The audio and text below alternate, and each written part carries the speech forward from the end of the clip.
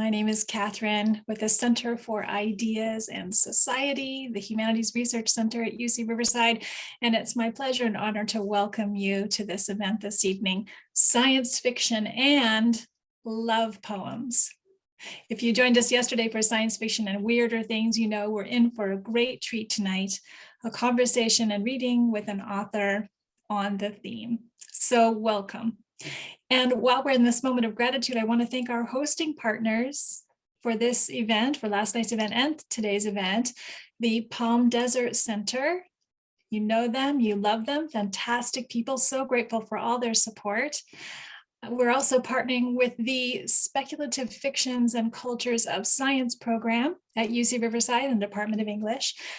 Our Osher Lifelong Learning Institute friends and family, welcome to you. And also a warm welcome from the Center for Ideas and Society. So this is the powerhouse team that is bringing you this event this evening. And while I'm making acknowledgements, I would like to ask you to join me in an acknowledgement of the ground underneath our feet here in Southern California, Riverside area in particular. And we're grateful for the ongoing care of the Cahuilla, the Tongva, Luiseño, and Serrano peoples. We are privileged and honored to work on this land that they have been tending for many generations. And we co-labor alongside them, along with the many indigenous peoples that live and work in this area, in order to preserve the land, water, and air, to produce knowledge that challenges and critiques and hopefully impacts the world in positive ways. So thank you for joining us and acknowledging this and co-laboring with us. So tonight I'll be introducing our host, who will be introducing our presenters. We're playing a little bit of a relay race on our introductions. I'm a little excited here. So excited to be here. But before I do, I'll just remind you that you can access additional features of this Zoom meeting by hovering over or clicking on the video screen for the webinar. You can enable transcriptions or subtitles by turning those on through the menu there on your screen. You can say hello and join in on the conversation in the chat window, or share your questions with the host in the Q&A button. We are recording the meeting, as you will have seen. We'll be making this available on the Palm Desert Center YouTube channel and other places for those who are not able to attend, or if you just want to watch it on loop, we're not going to judge. So let me introduce the host and organizer for the event, Dr. Andre Carrington. Andre is a scholar of race, gender, and genre in Black and American cultural production. He's currently an associate professor of English at the University of California, Riverside. His first book, Speculative Blackness, The Future of Race in Science Fiction, came out in 2016 and interrogates the cultural politics of race in the fantastic genres through studies of science fiction fanzines, comics, film and television, and other speculative fiction texts. He's currently at work on a second book-length project, Audio Futurism, on the cultural politics of race in science fiction radio drama and literary adaptation in a transatlantic context. Andre, take it away. Thank you so much, Catherine, and thank you to all of our partners, all of our hosts, and to all of you for joining us. I'm thanking our speakers in advance, but I will thank them again later. I'm very grateful to all of you who have chosen to spend some time with us online today. Tonight's program, Science Fiction and Love Poems, is part of an ongoing series of collaborations between the Palm Desert Center and the Speculative Fictions and Cultures of Science program, housed in the English department at UCR, and our partners with the Center for Ideas and Society. Stay tuned to the same channels to find out what we will do next. For tonight, we have the honor of hearing from Margaret Rie and Rusty Rust. Dr. Margaret Rie is a scholar, artist, and poet. She's the author of Yellow, Radio Heart, or How Robots Fall Out of Love, and Love Robot, which was named a 2017 Best Book of Poetry by Entropy Magazine, awarded a 2018 Elgin Award by the Science Fiction Poetry Association, and the 2019 Book Prize in Poetry by the Asian American Studies Association. Her new media artwork includes From the Center, a digital storytelling program in San Francisco jail, and The Kimchi Poetry Machine. With Brittany Cooper, she co-edited Hacking the Black-White Binary, a special issue of Ada, a journal of new media technology, and her monograph in progress is titled How We Became Human, Race, Robots, and the Asian American Body. Margaret is assistant professor in the Department of Media Study at SUNY Buffalo. After her reading, Margaret will be joined for discussion with UCR's own Rusty Rust. Rusty is a PhD candidate in English, having recently attained all but dissertation status, and an experienced instructor of literature and writing. Their dissertation, Comorbidity, Cripping Transmasculine Narratives and Reading Disability Narratives as Trans, brings analyses from disability studies to transmasculine life writing. I had the honor of meeting Margaret at a Queer Poets of Color reading at Harvard Bookstore, and you get to hear from her and share some of your time with her now. Thank you, Margaret. I'll hand it over to you. Thank you so much. Thank you so much, Professor Carrington, for that generous introduction. It's so meaningful to be here, especially as Andre is such a formative scholar in our field of science fiction and race.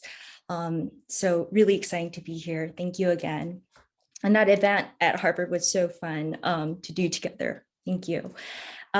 So I just want to quickly thank the other departments that are involved in making this event happen. I was really thrilled when Professor Carrington invited me to do a Zoom visit, only because during the pandemic times, it's always so important for folks to get together. And so I always appreciate these digital spaces. So many thanks to the MFA UCR Palm Desert Center, as well as the Center for Ideas and Society and the Department of English and the Speculative Fictions and Cultures program. I've long admired the science fiction scholarship and archive and artists at UCR. So this is really meaningful. I also grew up really near Riverside, so I have a lot of memories traveling and visiting as a young person. So great to be here. And I also want to thank Rusty for moderating the Q&A in advance, and I'm really looking forward to that conversation. And so to begin, I actually have a slideshow, so I'm going to do the kind of awkward thing of, doing the share screen, so bear with me, please. And so let me do that. All right.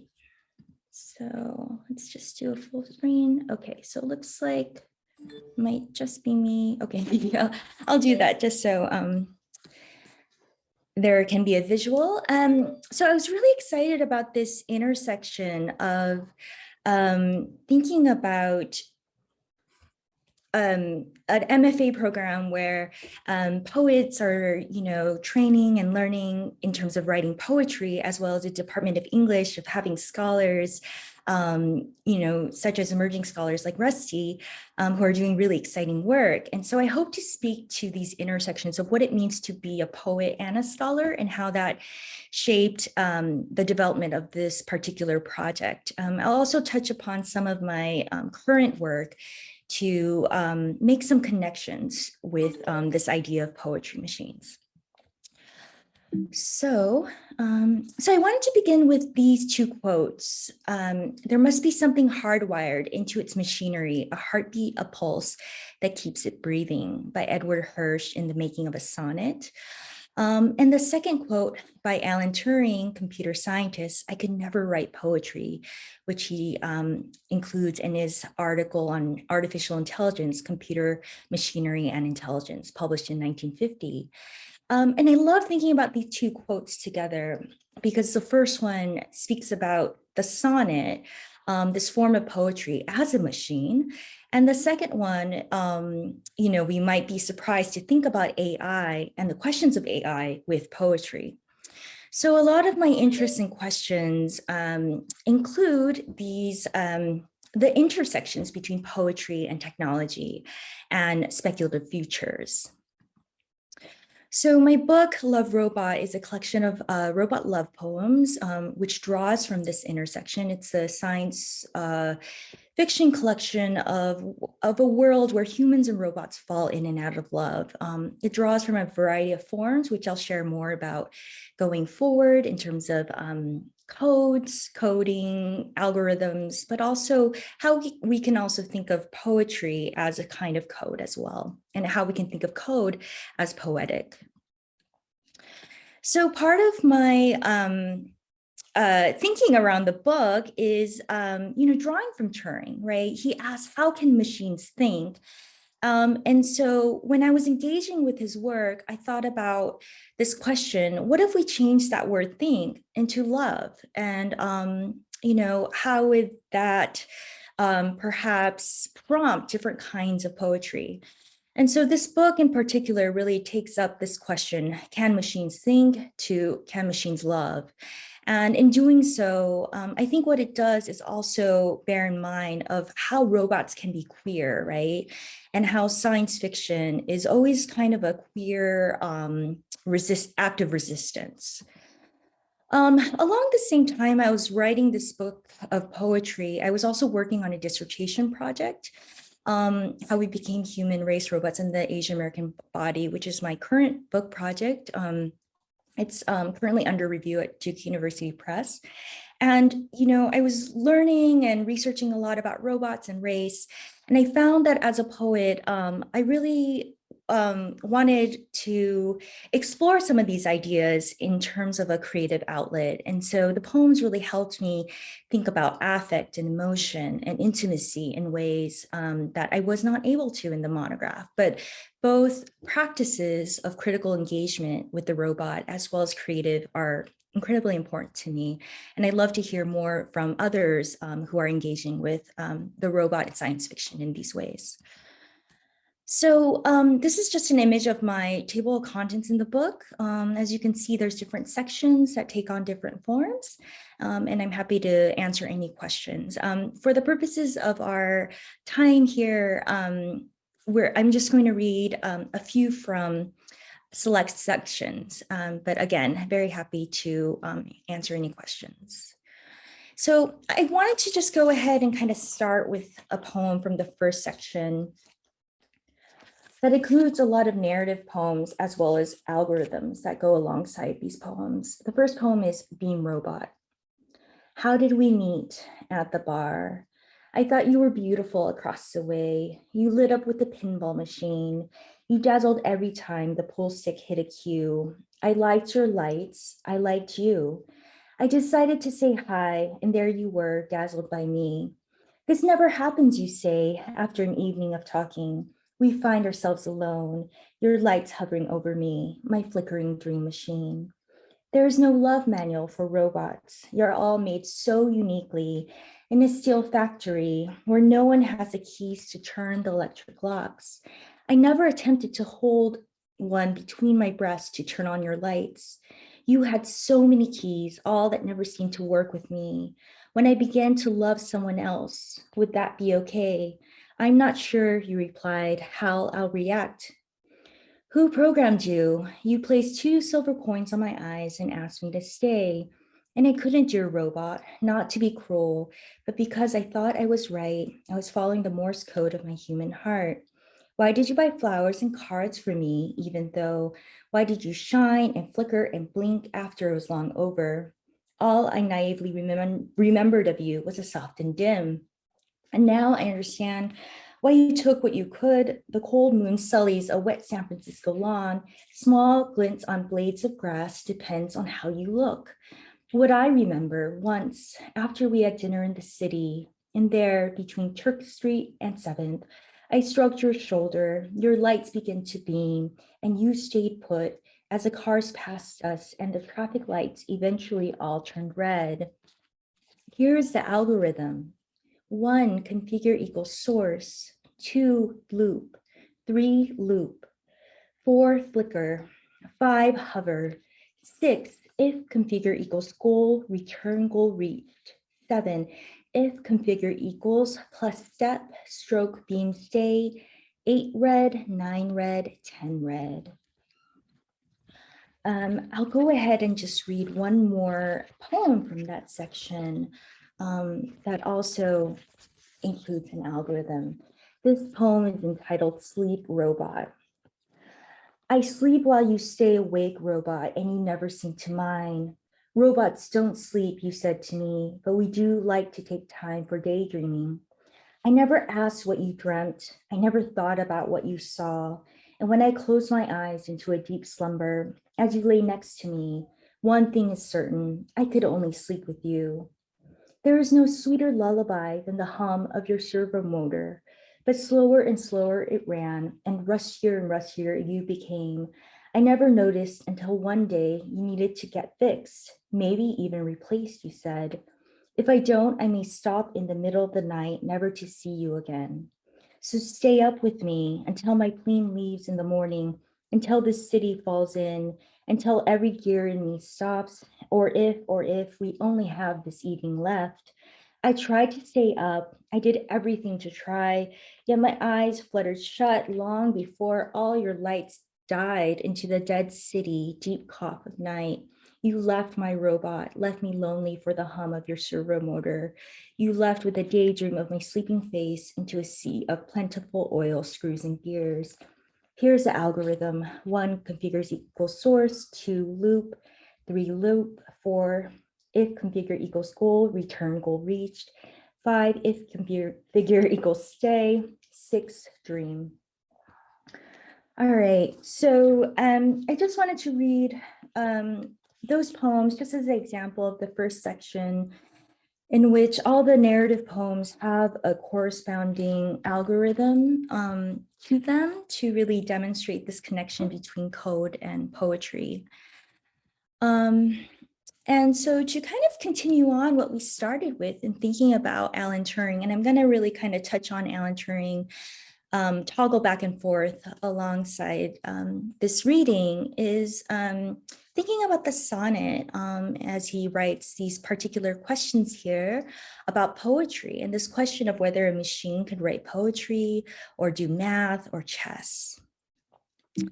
So, so this question of the sonnet and AI that Turing poses, to me, was really intriguing. Could a machine write poetry? Would it then prove humanity? And if we think of the sonnet as a machine like Hirsch, how do we think of the sonnet, right, as a love poem? This is another poem in the book itself. I kind of sometimes don't like to read it because it's such a, there's so many repetitions here, but I wanted to just share just these imperfect sonnets that kind of are placed throughout the collection of this exploration of the form of poetry itself. And so a lot of my kind of poetic readings for this exploration of love poems and robots included love sonnets, especially by Neruda, and thinking about the 100 Love Sonnets. I read a lot of Shakespeare and thinking about his love sonnets. I mean, there's something about the sonnet that really is the quintessential love poem. And I also read a lot of Sappho and thinking about queer meditations of love. And in particular, I thought about how her work was so science fictional. And these poetic lines she writes, I tell you, someone will remember us in the future, as she writes to her lover in terms of these queer lesbian relationships. And so this exploration for me began to really illuminate these interesting connections between sonnets, poetry, machines, and love that began to really kind of converge together alongside just kind of helping me to see machines in a different light, especially in terms of, you know, I know poets will also know this, that sometimes when one is, you know, engaged with writing particular poems, that you begin to kind of see those sparks of inspiration that, you know, come out at you during the day. And so I'll go ahead and just read one more poem that kind of illustrates this, where I was just walking, you know, in Berkeley, and where so much of the setting began to kind of infuse with these questions of queerness and poetry and robots. Light robot, I once wrote a poem about how light hit your window, milky opaque from the sun's glare, next to it a dark lone tree, branches too old, bare, and apt to call it anything other than mechanistic.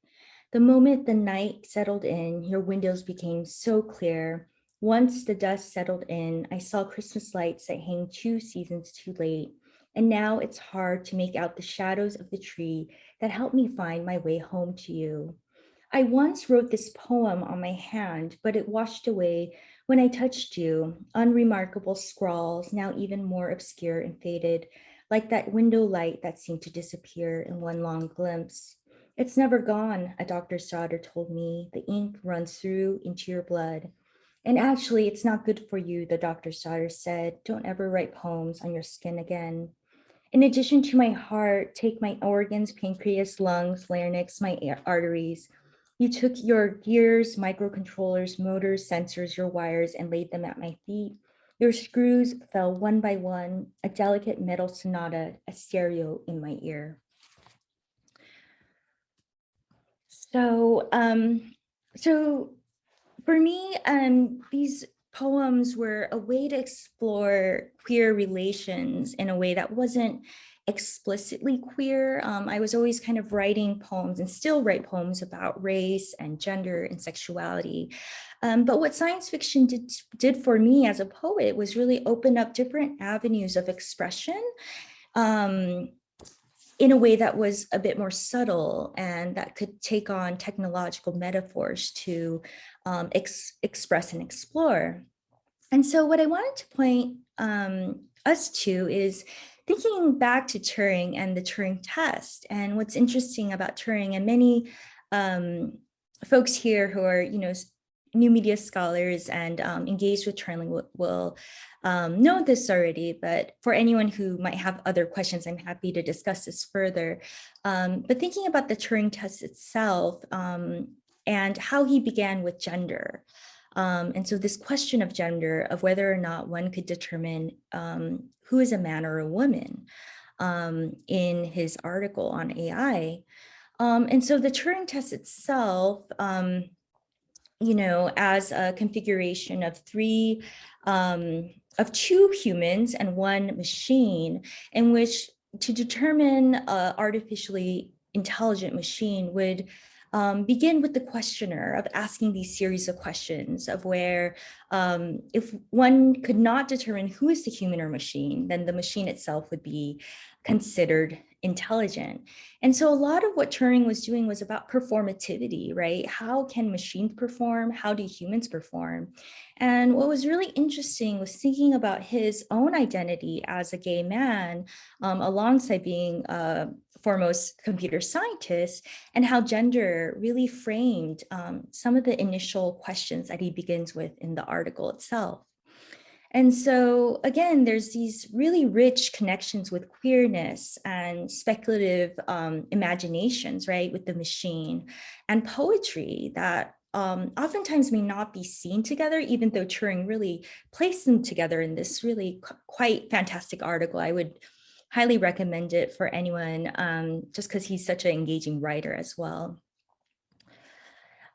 So alongside Turing, I was also, of course, really inspired by artists engaging with the robot in really innovative, important ways around racial resistance. And Janelle Monae is one of my favorite artists doing this work. I know Professor Carrington could probably speak more on Janelle Monae and her interventions.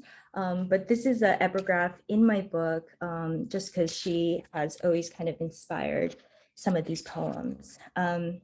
So I'll go ahead and read 2 poems from kind of this section that draws somewhat from these questions about race, even though much of the book itself isn't really explicit about race or queerness. Radio Heart, undress. Once I unbolted you, is that the word? Silver screws encased you, and I let out a sharp sigh upon the sight of your metal, blue wires, and all your insides. Listen, your glow upon my face. My name is engraved into your board. Don't ever suck the solder off. I don't want to forget your radio heart. I crank the volume up and listen. Drum, I dreamt I leapt through into your speakers, but your radio heart was all fake, cheap, plastic, and breakable. You promised, but sound never arrived in my eardrums. Trace, race is not programmed yet. So as you trace around my eyes, my lips, the round contours of my face, you say you are so human, all human.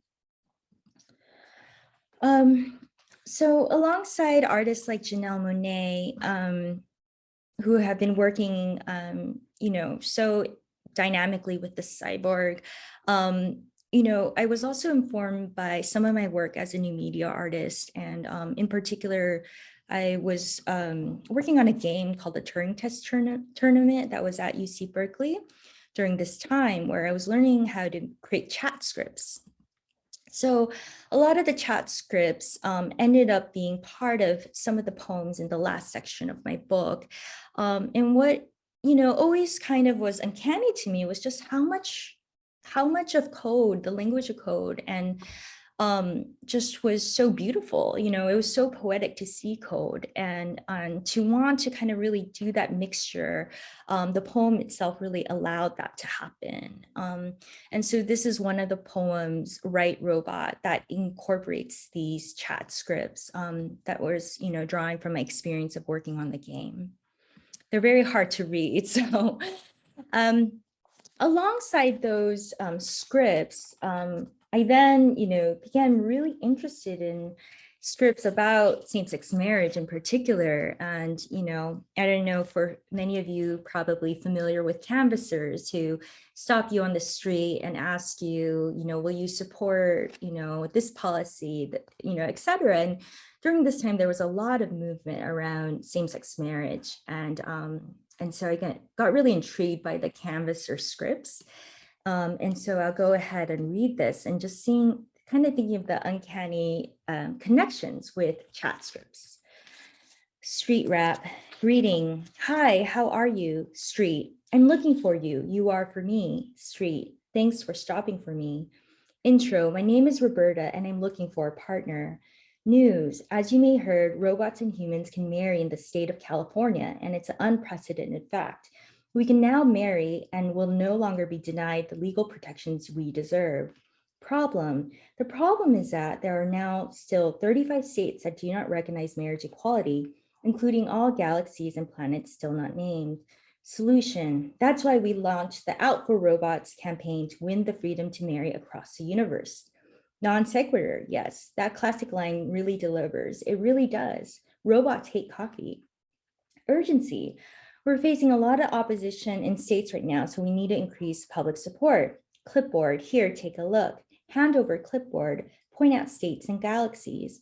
These are the states where we have active cases, but we need to fight for the right for robots and humans to marry in many more states and galaxies. Membership, the best way to support is to marry today. You are already married, you say? We are not programmed like you guys, but I can provide a transition to make you fall in love with me. All right, so I wanted to end there, and I'll return back to one more poem from this book. But I thought to maybe share some more recent work that connects back to this question of artificial intelligence and poetry and machines. And this discussion might be fruitful. So my current project, Poetry Machines Letters to Future Readers, is a lyric collection that's currently under review at Duke University Press with the Writing Matters series that was founded by the late Lauren Berlant and also edited by scholars Erica Rand and Monica Herrera. And it's a series about kind of experimental scholarly writing. So the project takes up a machine that I made in 2014 that imagined a future poetry book. What could a poetry book look like in the future? Does it have to be a digital screen, right? And so part of this project included thinking about a jar, and specifically a kimchi jar, that Korean condiment, right?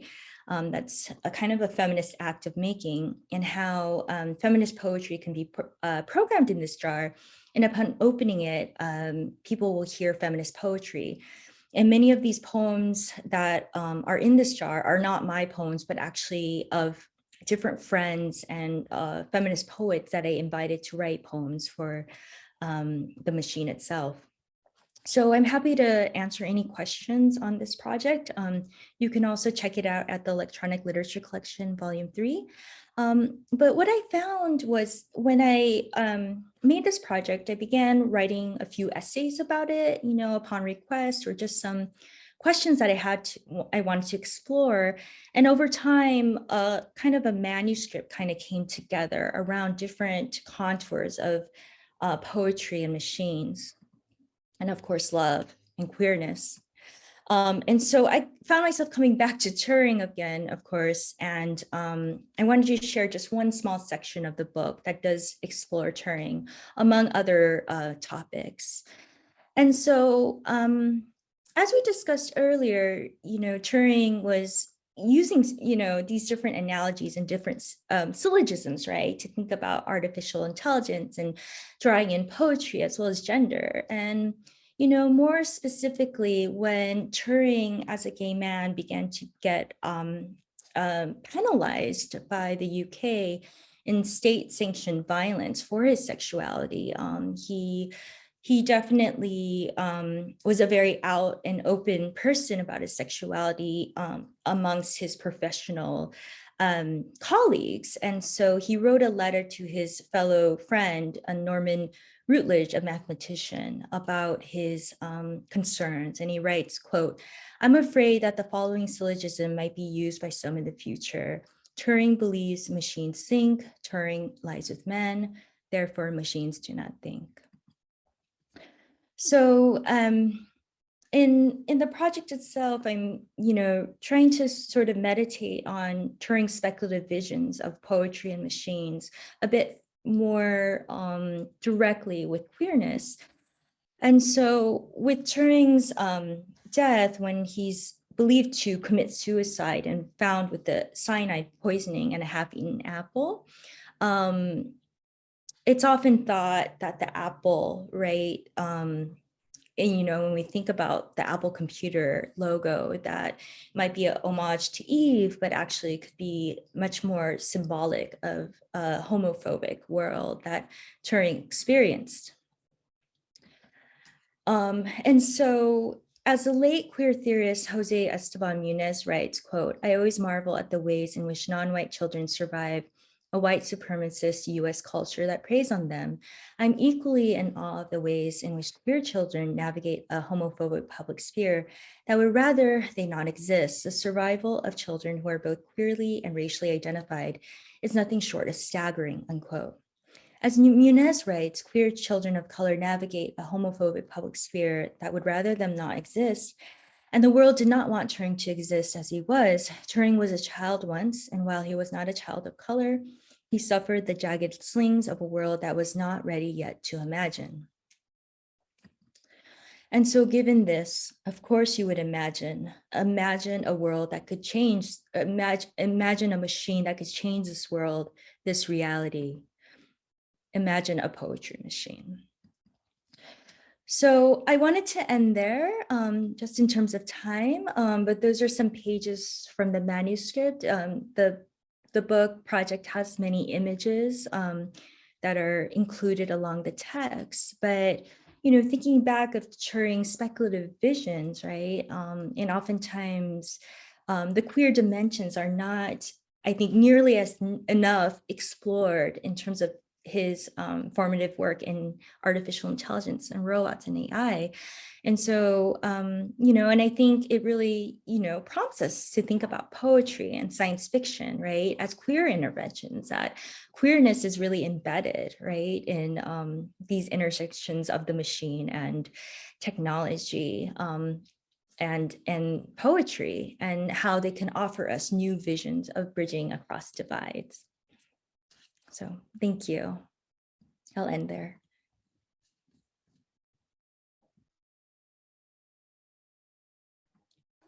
Oh, I think you're muted, Rusty. Hello, Oh, guys, everyone. hi. Let me make you a little louder. Okay. So I heard you say that your poetry, as opposed to your academic work, allows you to really explore intimacy, affection, and emotion. And when I was reading your poems and also listening to you, it seemed like there were a lot of themes of connection and disconnection that seemed to be an underpinning of many of your poems. And this distance, which intimacy and love seems to try and bridge, but it never seems to be enough, because these encounters are still exist in these fundamental structures that seem inescapable. Can you please tell me a little bit about that? Sure. Yeah, that's such a great question. Thank you so much, Rusty. Yeah, it's really interesting because, one would think when writing love poems, we want to see things work out, right? We want to see poems to the beloved. We want to see Neruda, right? And how much he would love his lover to write 100 poems about her, But what was interesting in terms of, I guess, science fiction and maybe even queerness was, how things can often fall apart, right? Can be difficult. I also thought a lot about how, we have this notion that humans are so much better than robots, that we're not robot-like in our love and our patterns of love. But in actuality, I think so much is closer, right, than we would assume.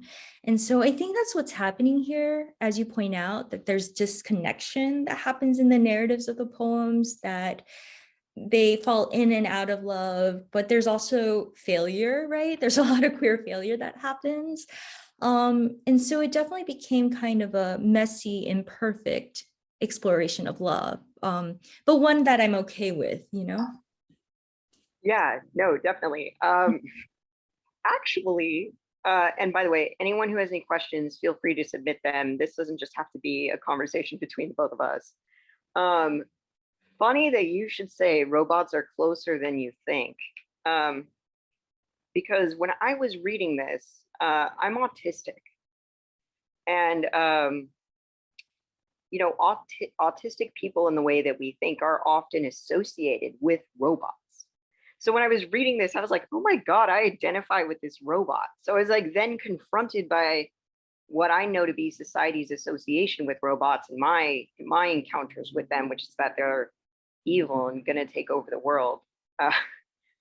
But your poetry gave a humanness to them and imbued them with like an empathic quality that I really appreciated, because often that happens with autistic community too, is like the capacity for empathy is ignored. I was wondering if you could talk a little bit about how or why you decided to do that. You just wrote from the perspective of the robot in a way that I find impressive.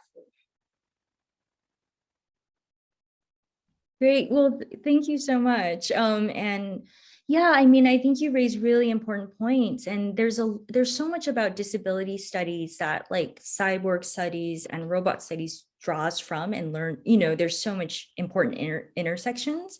So I really appreciate you're raising that. And I think there are like, media depictions of autistic people that are really just denigrating stereotypes, right? That are just incredibly inappropriate. And so it's interesting how the robot is utilized in popular culture that does this really violent work of stereotyping and denigrating many communities. And so I think there is a way, right, that the robot can be seen in a different way that isn't what we would kind of assume a robot is, right? That can also just shed light. Like, and I think, Janelle Monae is doing this work too, right? In terms of Afrofuturism and really taking up the robot. There's a way that the robot could be taken up in a way that's humanizing, that, can do that resistant work. And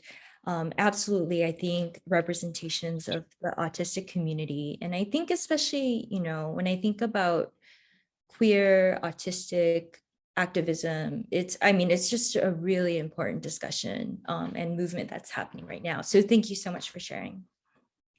Thank you. I have a question here from Leslie Fernandez. Hello, Margaret. Big fan of your work. I work in a similar intersection of race and robots, and I'm really looking forward to your new monograph. I was wondering if you could speak to when you developed an investment in robots as a figure. Is this something that you came to later in life or something you noticed from a young age?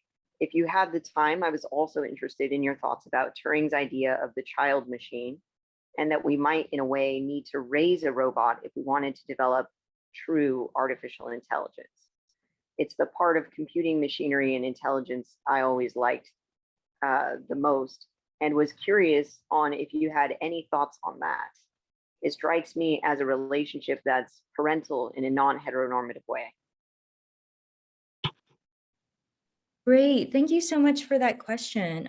Really important question and fascinating directions you're raising. I guess with the first part of the question, it's really interesting thinking about, how does one begin to write about technology and robots, especially if one is identified as non-white, cis, right?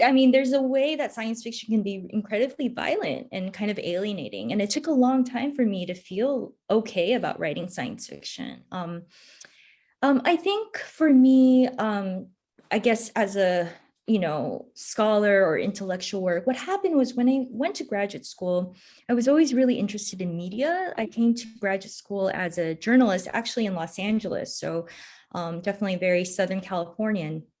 And then decided to go to grad school because I really want to research topics like Korean American same-sex sexuality, but I was already working in journalism, seeing how the digital revolution was like changing magazines that I was working at. And when I went to grad school, what happened was I began taking new media classes.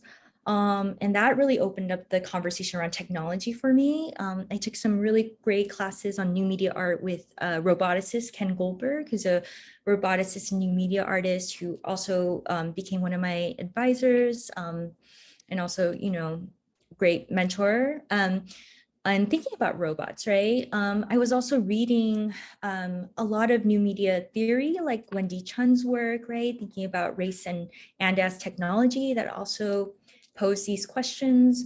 And as someone who is located in ethnic studies, I just began to see some interesting connections between the two of robots, race, and technology, and just really wanting to kind of do more intersectional work in that way. On a more personal level, and I write actually about this in the current project, the Poetry Machines book, I realized that a lot of my early memories of technology were very immigrant, right? My dad was an auto mechanic, and so I would see him working on cars. And so that kind of prompted the memory of like what it means to see a human and machine, right? And that work of a machine. I also watched a lot of television as a kid, right? Being kind of a latchkey kid and thinking about the machine dream in that way. So it's been this moment where I don't think initially I reflected on it, but I think now looking back, there was a lot of ways that technology would come up for me as a child and kind of be this object of fascination. And I think also, and I think those who are perhaps positioned not centrally in the history of ideas of science and technology, right? If we are gendered differently or have different, queer identities or racial identities and abilities, there's a way that actually being an outsider helps us see the robot in really interesting ways. And that's the kind of work that I'm always really excited about and, want to be in conversation of. And so, so I think, some of those personal experiences, I think, formed sort of the subconscious connections with the robot and technology. Also, like the experience of perhaps Asian immigrants being seen as robotic, right? And what that means. And so, and I just want to, briefly, just in terms of time, just also echo your thoughts on the child machine in terms of Turing's articulation of it. And I would love to hear more about your project as well.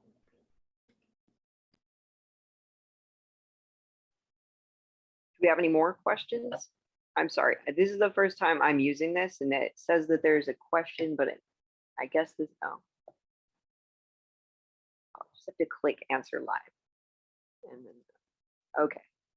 So we don't have any open questions yet. Which means I get another chance at one. So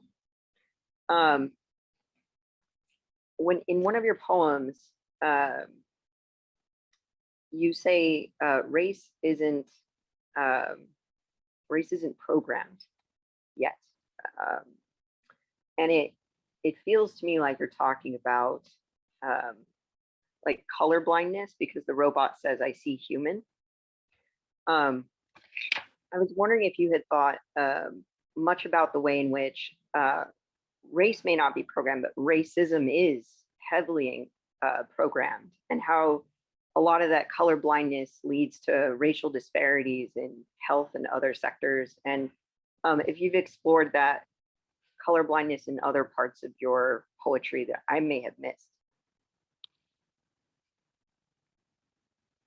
Yeah, that's a really interesting question. I mean, I'm really glad you pointed out that poem. It's the only poem actually that explores race really directly in the collection, and so interesting because, I mean, like, being someone who's like from ethnic studies, we're thinking about race all the time, right? We're so much of our reading is about race and ethnicity, and that's something I really not only enjoy, but I'm very politically committed to. However, I think there was a way, just like queerness, where the robot really kind of helped, right, explore these questions of race in different ways or difference. And so, I mean, there's a way that I can't like sort of pinpoint so many sections in which it would come up. I think scholars do, like, there's a distance that I have to have, I think, as a poet in terms of the poem. So I appreciate your insights. But yeah, I think there's a running theme around difference, right? And the ways that could emit. And I think those are questions certainly that I take up in the more scholarly work around race and robots, and how race is being seen in terms of the robotic form of like Asian American bodies. Totally. Actually, when I was reading your work, I thought about Frankenstein and how Frankenstein has often been a vessel for multiple marginalizations, and wondered if the robot too could do the same. In programming, you have data sets and algorithms, like do this, if this, like in those kinds of coding. Which reminds me of having to make these decisions as multiply marginalized people have to make these decisions. Like, if I'm in this situation, then I'm going to do this. And often having to think in a very like programmatic way. Do you have anything to say about that? That's really super interesting. Yeah, I mean, I think there is a way, like when we think about survival, right, for those who are positioned in a way in which structures of society are organized kind of right, there is a program, right, and one could adhere to it or resist in the ways that one can. And so I think and for me, I feel like that's what you're pointing out. That's really interesting and absolutely has those connections with the technological metaphor and structures. And I think there is, the way that the robot itself can really kind of help illuminate that with those, sets of instructions. And we kind of, we often think we don't have instructions that we're adhering to, right? But actually we are, almost like performativity. And that's where I think the robot, when it could be resistance, right? It can be liberatory, it could be creative, kind of messes with those structures and those programs. So yeah, that's really interesting. And certainly Frankenstein's a amazing figure of otherness, right? And I mean, for me, like Frankenstein's so beautiful and so queer in that way. So yeah, thank you for raising that. Thank you. I loved that answer. Andre is actually going to ask you a question. Were you familiar with science fiction poetry as a mode of creative writing before you started doing it, or what was your journey to this practice? Sure. Thank you so much for your question. Yeah, so it was really interesting. You know, what happened was it started with a conversation. And so with a roboticist postdoc, actually, my friend Dimitri. And what happened was I was not really familiar with science fiction poetry when I started. I was writing a lot of poetry and very much, you know, with the traditions of like Asian American poetry, queer poetry, and like third world poetry. But yet as I was doing this research, what happened was I had a desk at the Berkeley Center for New Media. And since my advisor was Ken Goldberg, he also, in addition to being a new media artist, he also has roboticists, you know, as his advisees and postdocs. So we all end up sitting next to each other. We have these desks. And I had at that time, and I probably still do this, but, you know, have a lot of poetry right around and like pictures of poets. And I had a picture of Langston Hughes on my desk. And Dimitri asked me, who is that? And I start explaining to him who Langston Hughes is. And he's like, wait, no, I know Langston Hughes. And I'm like, how do you know Langston Hughes? And he says, well, I went to Carnegie Mellon and I worked with Terrence Hayes, right? Who's this amazing poet of African-American letters. And yeah, and I was just so moved by that as a robotics grad student, he was always taking poetry workshops. And that really just struck up a conversation between us, you know, as friends, of thinking about poetry and thinking about robots. And for me, it was really inspiring to see him kind of transcend that identity as a roboticist and as a poet. So we began trading a lot of poetry books. And I think in a way that kind of gave me some permission to say, hey, I'm doing all this research about race and robots. Maybe I should try writing a poem about it. And that's really what kind of opened things up. I also met some really great people like Brian Thawora, who's the president of the Science Fiction Poetry Association, really amazing Lao American poet who does really exciting work.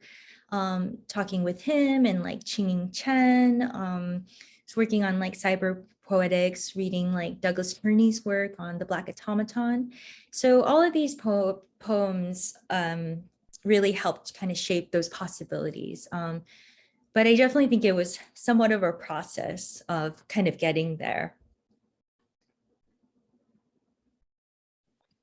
I actually wanted to ask you about your process as well, and about what you were thinking when you wrote these poems.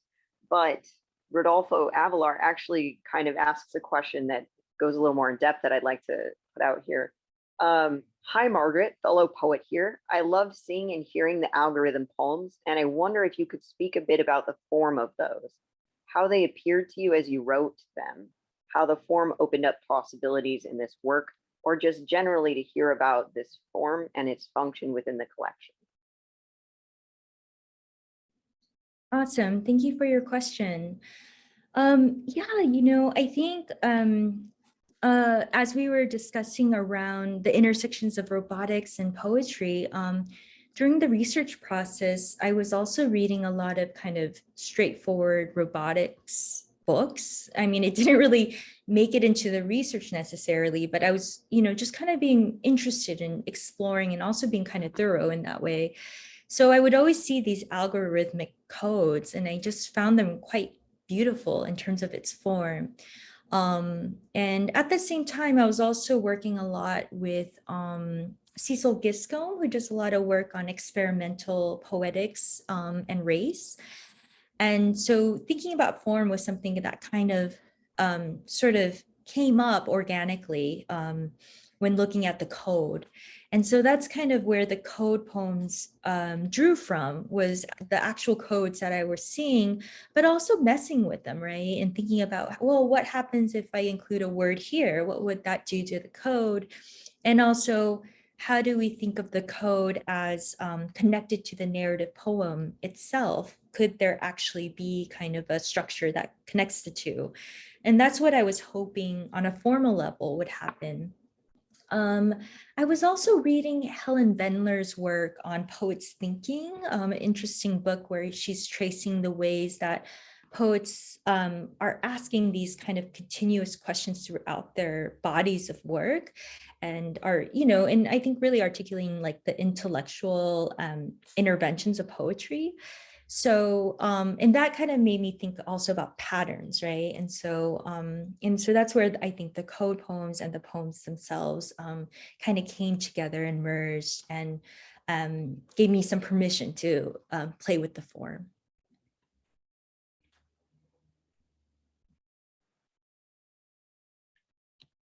That is so fascinating.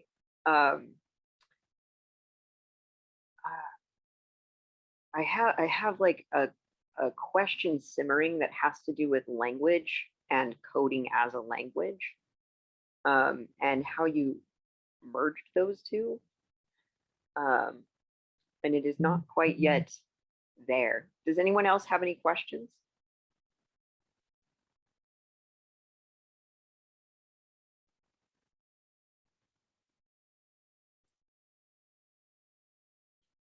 It's okay, you can just talk, or I'd love to hear what others are working on. If there's scholars and poets working on some of these intersections too, that's okay. Leslie, how are you exploring robots in your work?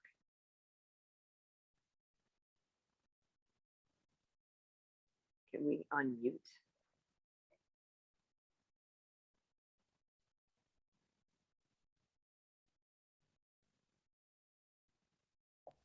I am going to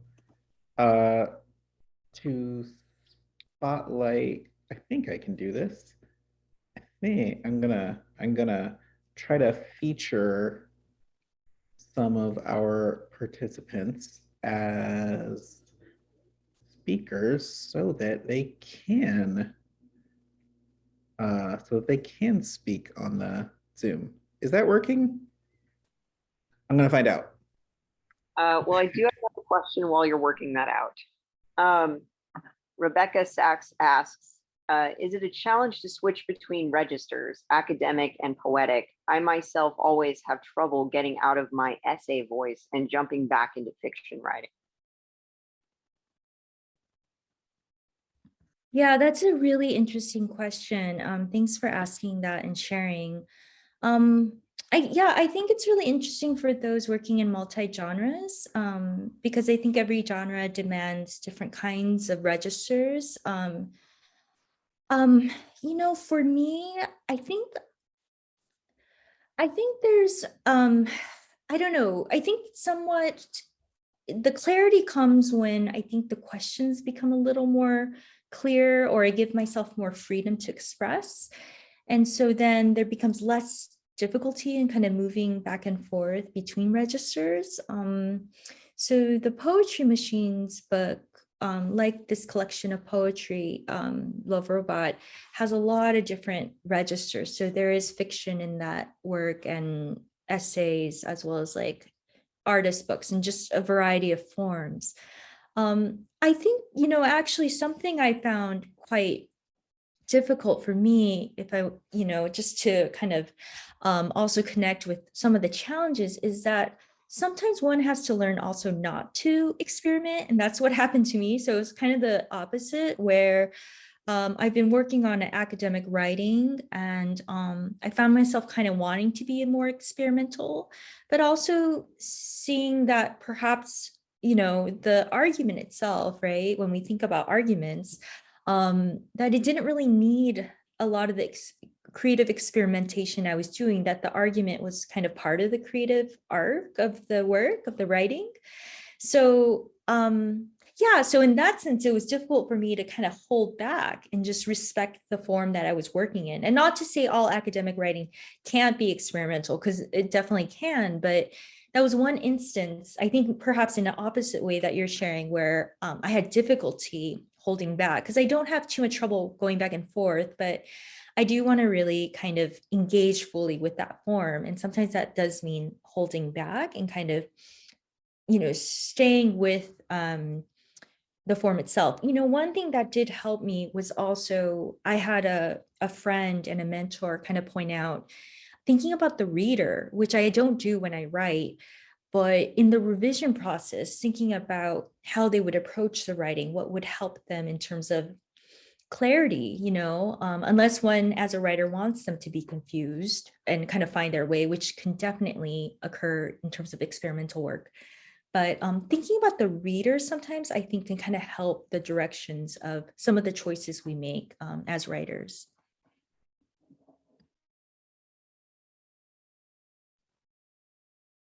Can you see the chat? Okay, cool. We got Leslie prepped. They're able to come in. So Leslie, did you want to? Yeah, hi. Thank you so much for being here, Margaret. It's been really great to hear from you. I don't want to take up too much time. I want to hear more from you. But yeah, my work also looks at the intersections of race and technology and the racialization of Asians, and how does this close metaphor between Asians and robots and androids.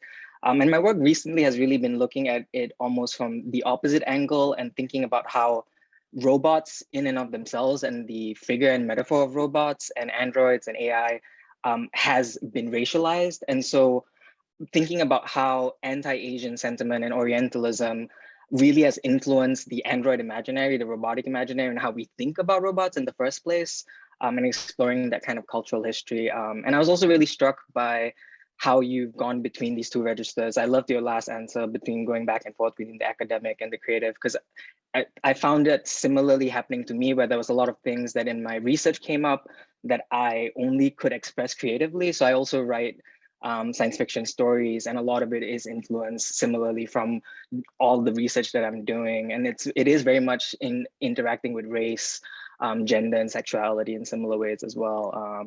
So yeah, I really enjoyed hearing from you.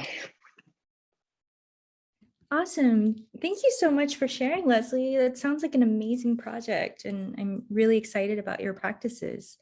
I feel like you're all at like the place to be. If you're doing these these kinds of projects, you're at the totally like just the most dynamic hub of science fiction and race and at UCR. So that's really great to hear. We have another person who's actually, I think, going to come on mic. Yuang, can you unmute yourself?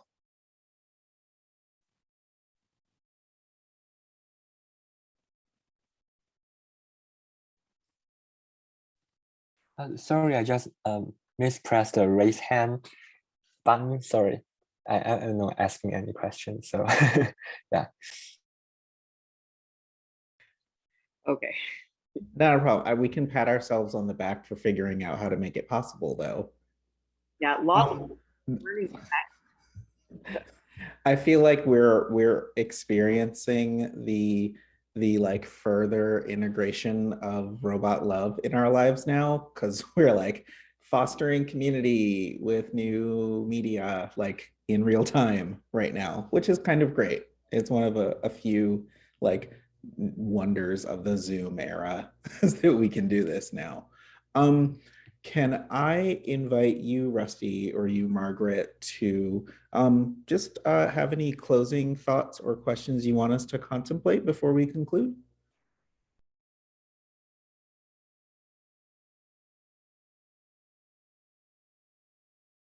For some reason, I'm actually having trouble thinking about whether or not this was a question I had on my mind that I asked or not. But I was wondering about how, and again, I don't think this has been answered, but I was wondering if when you were writing, how you wrote from the perspective of a robot. Like, did you imagine yourself as a robot, or like encountering from a distance? Like, how how were you able to inhabit that mind space if that's what you did? Yeah, that's really interesting to reflect on. You know, I think the poems just began to, I think that you raised this point prior, just how things began to fail, right? In terms of the relationships, and just there became kind of a merging between the human voice and the robot voice. And there was no particular kind of order. I wrote really just whenever something kind of came up and prompted something. It could be like going to a cafe and seeing the espresso machine that would like prompt a poem, or yeah, reading a code and be like, whoa, so it was just this weird variety of things that began to kind of prompt poems. So yeah, I mean, I think certainly like engaging in science fiction like Frankenstein and other works, I think help us imagine otherworldly creatures, artificial creatures in different ways too. So I think that was also helpful. Thank you. That's really cool, actually, thinking about the robot as all these different machines that you've encountered. I really appreciate that answer. That was all I had. Thank you so much for your poetry and explanations. I really appreciated that. Thank you so much. This was such a great conversation. I have so much, appreciation for everyone's questions. Likewise. Yeah, I just want to reiterate the thanks for the questions and dialogue, and thank you, Rusty, for facilitating just such a wonderful exchange of thoughts and perspective on this. We're so glad to have you with us, Margaret. Let's do this again in person someday in one of our states or counties where we are. And yeah, looking forward to doing more things like this. Thank you, everyone, for joining us. Have a great night. Great. Thank you so much. Take care.